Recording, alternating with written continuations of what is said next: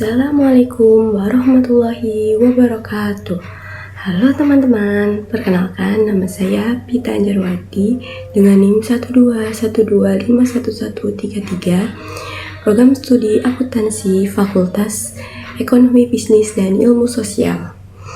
Saya akan mempresentasikan tugas besar bahasa Indonesia dengan topik pengaruh bahasa daerah dan bahasa asing terhadap perkembangan bahasa Indonesia. Poin pertama yang akan kita bahas adalah latar belakang. Bahasa Indonesia diikrarkan sebagai bahasa persatuan pada Sumpah Pemuda tahun 1928. Sebagai entitas yang hidup, bahasa ini terus berkembang melalui interaksi yang dinamis. Perkembangan bahasa Indonesia ini tidak terjadi dalam ruang hampa. Ia tumbuh dan berinteraksi dengan ratusan bahasa lain. Kontak bahasa atau language contact ini terjadi dalam dua ranah utama. Yang pertama adalah ranah internal atau lokal, dan yang kedua adalah ranah eksternal atau global. Oke, yang pertama adalah ranah internal. Bahasa Indonesia berdampingan dengan 700 lebih bahasa daerah sebagai bahasa ibu.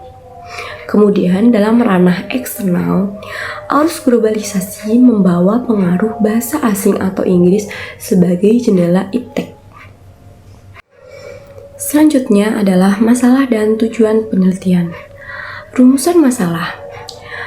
Bagaimana bentuk pengaruh bahasa daerah dan bahasa asing? Apa dampak positif atau pengayaan yang ditimbulkan? Apa dampak negatif atau interferensi terhadap kaidah baku? Bagaimana strategi pembinaan eksistensi bahasa Indonesia? Kemudian tujuan penulisan, mendeskripsikan bentuk pengaruh leksikal dan gramatikal, menganalisis peran bahasa serapan dalam modernisasi, mengidentifikasi gejala interferensi dan campur kode, merumuskan strategi pemartabatan bahasa nasional. Selanjutnya adalah metodologi penelitian. Saya menggunakan 3 metode. Yang pertama adalah studi pustaka, yaitu dengan pendekatan kualitatif dengan metode library research. Nah, yang kedua menggunakan data sekunder, yaitu referensi dari buku linguistik, jurnal ilmiah, dan dokumen resmi. Nah, yang ketiga adalah analisis, yaitu metode deskriptif analisis untuk membedah fenomena kontak bahasa. Pengaruh bahasa daerah terhadap bahasa Indonesia. Aspek leksikon dan struktur.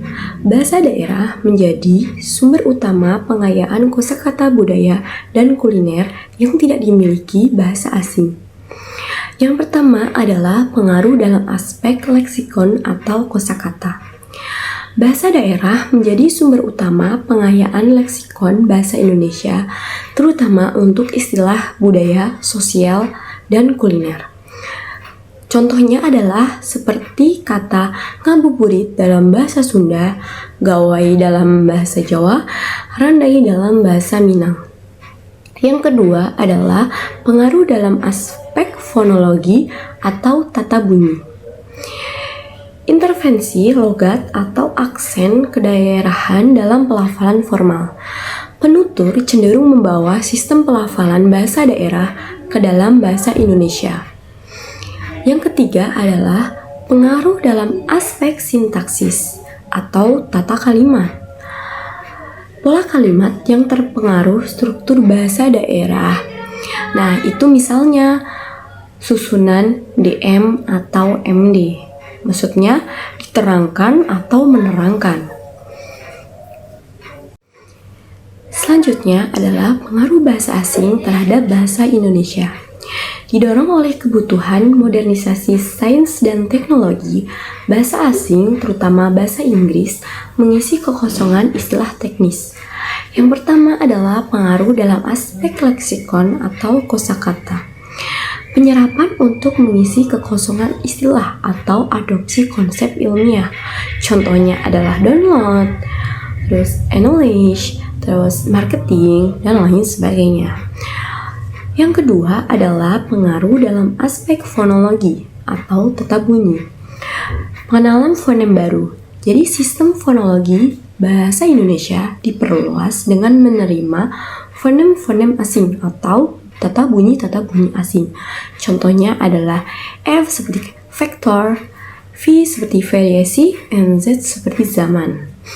Yang ketiga adalah pengaruh dalam aspek morfologi, yaitu aspek tata bentuk kata, yaitu sufik baru seperti isasi atau modernisasi. Jadi penggunaan kata serapan yang tetap mempertahankan bentuk morfologis aslinya atau penyerapan afik asing yang menjadi produktif.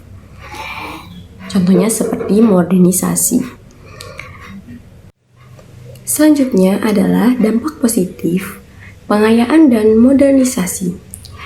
Pertama adalah modernisasi leksikal, yaitu mengisi kekosongan istilah iptek sehingga bahasa Indonesia sejajar dengan bahasa modern lainnya. Yang kedua adalah efisiensi komunikasi, yaitu istilah asing yang ringkas meningkatkan efisiensi dan komunikasi profesional digital. Nah, yang ketiga adalah pelestarian kosakata, budaya, dan lokal. Kemudian yang keempat adalah penguatan identitas nasional dan selanjutnya adalah dampak negatif, yaitu tantangan kebahasaan. Ancaman kaidah baku. Kontak bahasa yang intensif tanpa filter dapat menyebabkan erosi pada tata bahasa Indonesia yang baku. Yang pertama adalah interferensi, yaitu masuknya unsur struktur bahasa lain yang merusak susunan kalimat baku. Yang kedua, campur kode atau code missing, menyelipkan istilah asing secara sembarang dalam kalimat formal. Yang ketiga adalah alih kode atau kode switching, mengubah bahasa sepenuhnya karena menganggap bahasa Indonesia kurang bergengsi atau keren. Untuk selanjutnya adalah saya sajikan contoh adaptasi kata serapan dari berbagai bahasa yang seperti bahasa Inggris, Belanda, Arab, Portugis, dan ada bahasa Inggris lagi. Selanjutnya adalah strategi pembinaan bahasa. Yang pertama adalah kebijakan dan lembaga. Implementasi Undang-Undang Nomor 24 Tahun 2009 dan peran aktif Badan Bahasa dalam pembakuan istilah. Yang kedua adalah pendidikan. Penguatan kurikulum bahasa Indonesia dan pemartabatan bahasa dalam karya ilmiah akademik. Yang ketiga adalah sikap bahasa, menumbuhkan kebanggaan dan loyalitas berbahasa pada generasi muda. Kesimpulannya adalah adaptif namun tetap berjati diri. Interaksi dengan bahasa daerah dan bahasa asing adalah keniscayaan yang memperkaya bahasa Indonesia. Kuncinya adalah filterisasi yang tepat. Menyerap untuk memperkaya, namun tetap teguh menjaga kaidah baku agar identitas bangsa tidak tergerus. Selanjutnya adalah saran. Yang pertama adalah institusi. Jadi institusi meningkatkan intensitas pembakuan terminologi baru.